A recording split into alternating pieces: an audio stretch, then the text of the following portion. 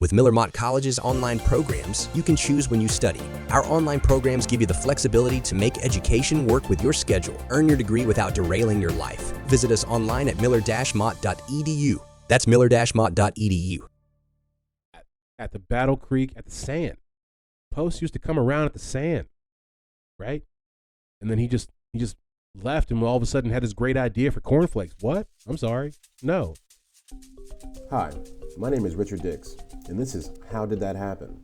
A podcast where I look at everyday things or events and try to figure out how they came to be.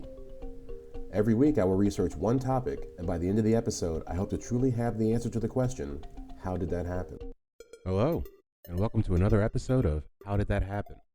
This week we're discussing cereal. Come along for the ride this week as I ask, cereal, how did that happen? All right. Welcome back for another episode of HDTH. We are running on, this is episode 43 now, I believe. I've been trying to get a couple more of these, I think banked as they call it, pre-recorded before, at least a week or two before, to give myself a little more time to try to put some other things out. I haven't quite gotten there yet, but this one is one that I already had. I think I recorded like a week or two ago. And like I said, I'm trying to stay in that vein a little bit, so we'll see. Just another way to keep growing. What am I, let's see, the normal housekeeping here. What am I watching right now? I started watching some of that Ken Burns Holocaust documentary that they've been putting out on PBS. I only watched like one episode. It was pretty good.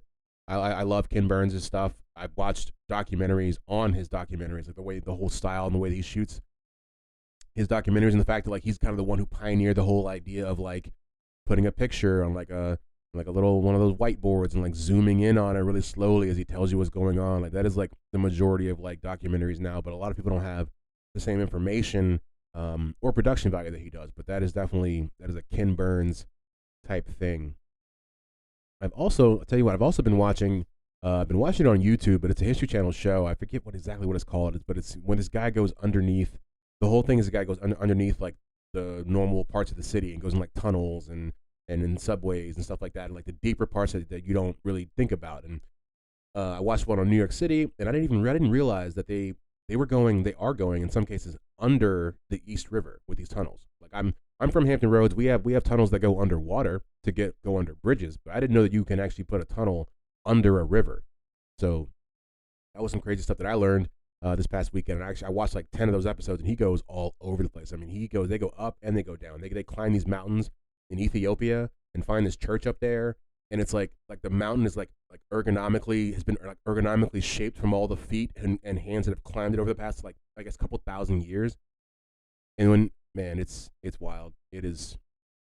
But yeah, so that's what I'm watching right now. Still haven't gotten back into my reading yet. I'm sure it's coming as the fall comes. Let's see. What podcasts am I listening to / watching? I'm always listening to the Honeydew. Bertcast. Two Bears, One Cave. Let's see. I listen to Matt and Shane's Secret Podcast. Anything that Tim Dillon's on, I've been really getting into him recently. I've always known who he was, but like really like actually enjoying the stuff that he puts out. I listen to his podcast every week.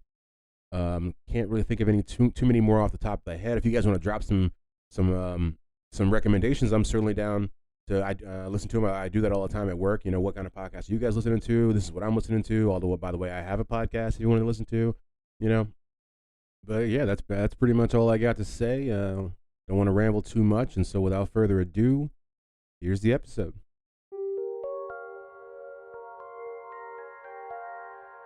Wikipedia defines cereal as any grass cultivated for edible components of its grain. It's definitely something I've thought of before, but I wouldn't say that's what comes to mind for me when I think of cereal. So the Roman goddess Ceres, who was the protector of grain, great job, is where we get the term cereal. That's your trivia for today, or at least for right now. I didn't know that. I had no idea that the term that we use for Cheerios and Lucky Charms comes from a Roman Roman goddess. The early Neolithic or New Stone Age shows evidence that they would process grains all the way back then as well. So people have been getting their cereal on for a while. And so wheat originated in the cradle of civilization in the Tigris and Euphrates River Valley near present-day Iraq. archaeological findings show that wheat first occurred in parts of Turkey, Lebanon, Syria, the Levant, Israel, Egypt, and Ethiopia. I want to go back to that word, the Levant. Levant. You know, I always mispronounce stuff on this podcast, but I learned that word. I never knew that word existed, and I looked up for a while trying to figure out exactly what it is.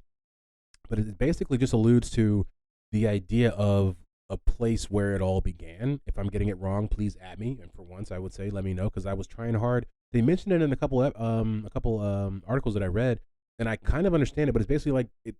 They talk about it as if it's like the beginning in a weird way. Like I can't even explain it. Like I obviously didn't understand it. So if you want to look it up and school me, you know, I'll go to school. So evidence of the existence of wild barley goes back as far as 23,000 BC. The cultivation of wheat began to spread beyond the Fertile Crescent after about 8,000 BC. And I believe the Fertile Crescent is the same thing as the cradle of civilization, which is basically right around present-day Iraq.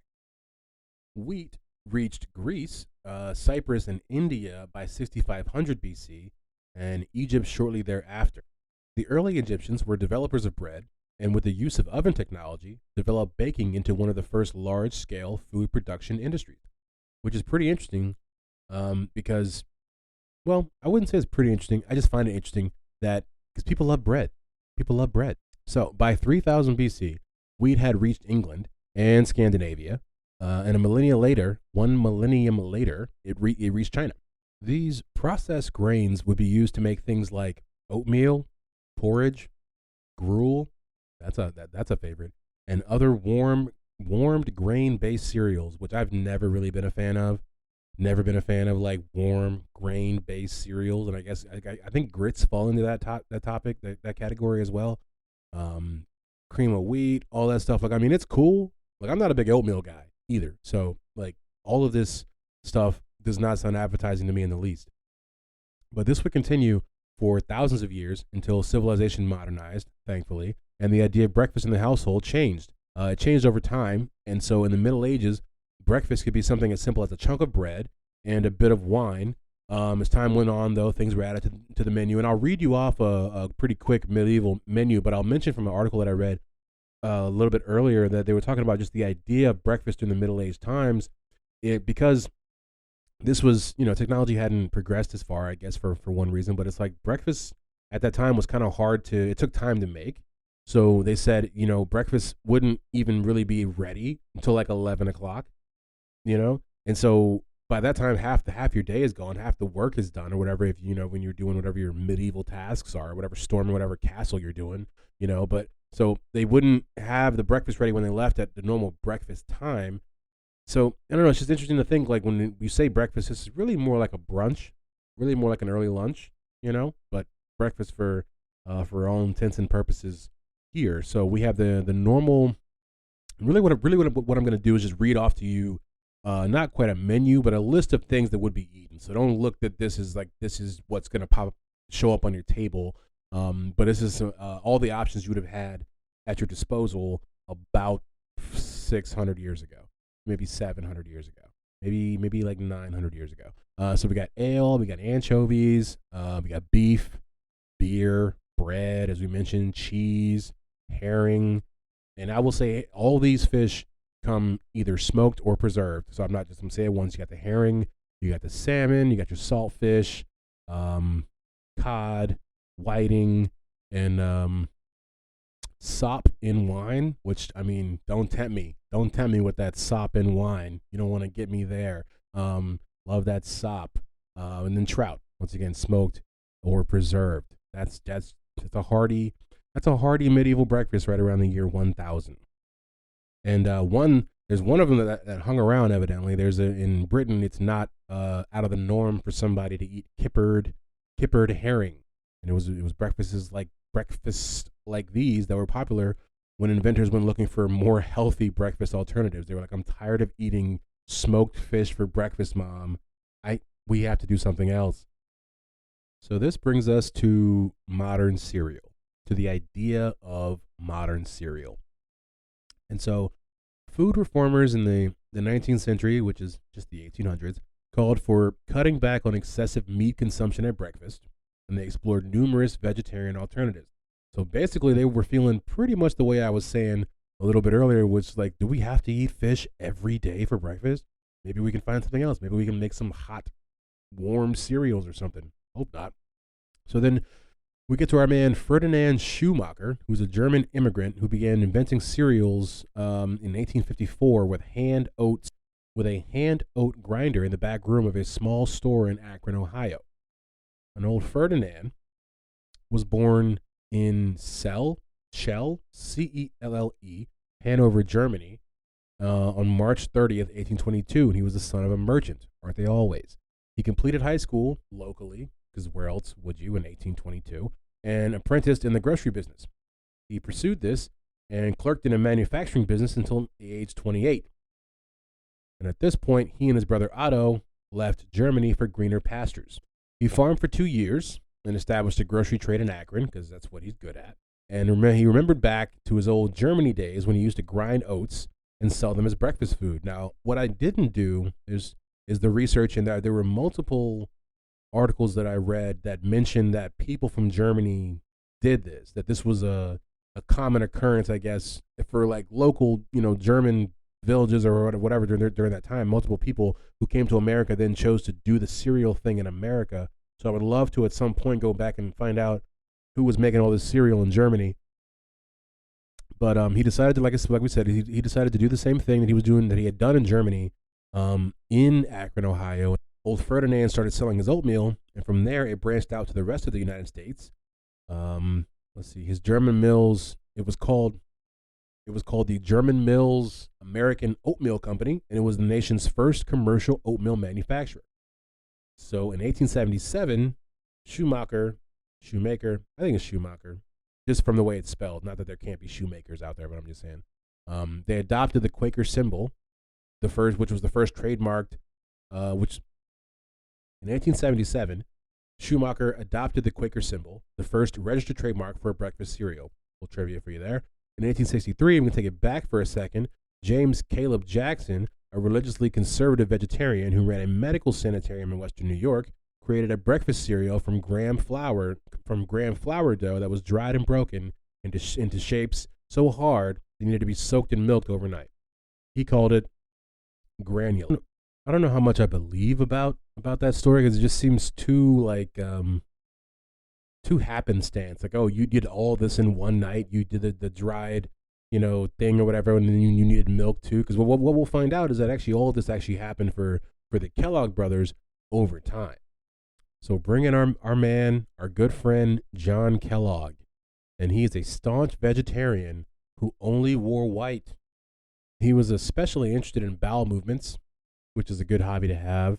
And he advocated eating everything from seaweed to yogurt, nuts, grains, anything, which was in itself a radical turn from America's meat-centric diet. Like I said, these guys were always eating fish for breakfast. And he believed that eating meat was dangerous to the health of humans, which some people still do. He also had other ideas about where you could put your yogurt. They were said to be doing yogurt enemas at the sanatorium in Battle Creek, Michigan. So if you're ever up in Battle Creek and you're hungry for a little yogurt, you know where to go. This area, Battle Creek, Michigan, has been hailed as the birthplace of the American breakfast. And before we get any deeper, I'm sure some of you are wondering what a sanatorium is. A sanatorium is defined as an establishment or facility offering usually long-term medical care and or treatment. And so Kellogg took over the management of Battle Creek in 1876 with his brother Will, also known as W.K. Kellogg. And he's the guy, at least in my book, who was credited with putting milk in cereal. That other guy from New York who was all just like, it all happened in one night, I don't believe you, bro. I don't believe you. Stuff takes time. WK, he eventually, he found out the right time to put milk in that cereal, but you'll find out his older brother just used to dog him, man. Like their relationship, and we'll get into it a little bit, but trust me, there are more extensive, and there's more extensive information about how messed up their relationship was besides this podcast. Go check it out. But yeah, so like I said, with WK, we owe this man a trophy, or like his own day on the calendar, because he always played the second fiddle to his brother. But this was partly because when he was growing up, he needed glasses, but he didn't know that he needed glasses. So everyone around him just thought he was dumb, which is a very like 19th century way of approaching things. Like, oh, he can't see. He must be dumb. Like, well, let's get this kid into LensCrafters or something, and we'll find out what's going on. But that's what some of the articles attribute to as like what started the issues in their relationship, is that he spent a lot of time, I think, like the corner of his class, like not being able to participate because he's quote unquote dumb, when low-key he's just like nearsighted. Let's see, a lot of famous people went to this spa that the Kellogg's had, the old up in Battle Creek. Anybody from the original J.C. Penney, all up in there. Booker T. Washington, Amelia Earhart, Thomas Edison came through. Even Henry Ford made some appearances, and even some presidents came through there as well. And so John Kellogg was always coming up with different treatments and inventions. That was like his main shtick. It's like what he was into.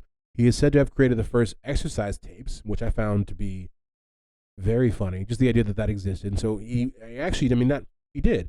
He would put them on records, and while recording exercise techniques and saying them out loud, what you should be doing, yada, yada, yada, this guy would have a brass band behind him. It's like, they got to get it from somewhere. The Tybo guy got it from somewhere. As stated earlier, Kellogg had worked on as stated earlier, Kellogg had worked on and perfected his recipe for granola by combining flour, oatmeal, and cornmeal. He would mix it together and bake it into dry, flat cakes and then smash them. And after that, hiking trails would never be the same again. And of course, most of us know the Kellogg name from cornflakes, which the story goes were first invented at the San, which is what they called it back then, after some dough turned stale and they tried to bake it anyway. It was originally made with wheat, but switched to corn because it tasted better, which that sounds about right. W.K. Kellogg had the idea to put sugar on the cornflakes. So without this guy, we would all be eating dry, plain cornflakes. That's why I say thank you from the bottom of my heart, W.K. Kellogg. That might be fine for some people. I see a lot of people eating those dry, plain cornflakes, using a clear plastic bag. It's usually a child. But I need some sugar on my flakes. Using the same idea, which this is where it gets a little hairy. A former Kellogg patient, C.W. Post, created grape nuts, which would become the first popular product to offer a discount coupon. Fun fact. But C.W. Post used to be a patient at the Battle Creek at the Sand. Post used to come around at the Sand, right? And then he just left, and all of a sudden had this great idea for cornflakes. What? I'm sorry. No. Not only was he a patient, but when he first came to Battle Creek, he was super sick and had no money. This is how he gets this done. This is how he works his play. So he would work off the debt from his room at Battle Creek. He would do this in the kitchen with W.K. Kellogg, the godfather of milk and cereal. This is how he would. He would sit there and take notes about what this guy's doing. I'm not kidding. I'm not making that up. The article that said he would write notes. You would have to. And so, like I said, he basically spent time with the original inventor and wrote his recipes down, and then left and just started his own business, doing the exact same thing. In 1897, Post debuted grape nuts, which he called them grape nuts because they were using grape sugar and combined that with the crunchiness of the granola. That tastes like with great grape nuts.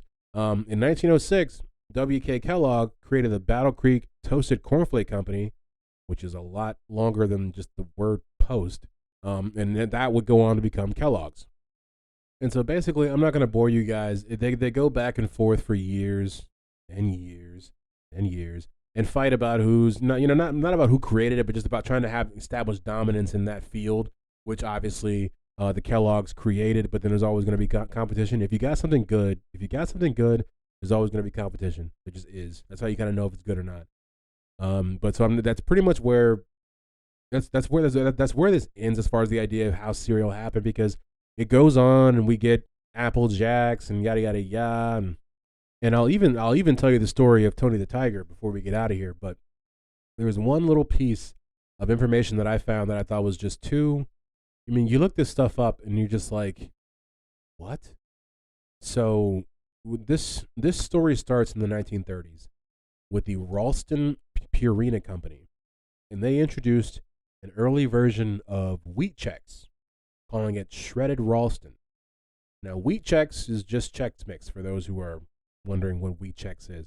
But they called it shredded Ralston. Now, the kicker here, the reason why we care is that it was intended to feed the followers of Ralstonism.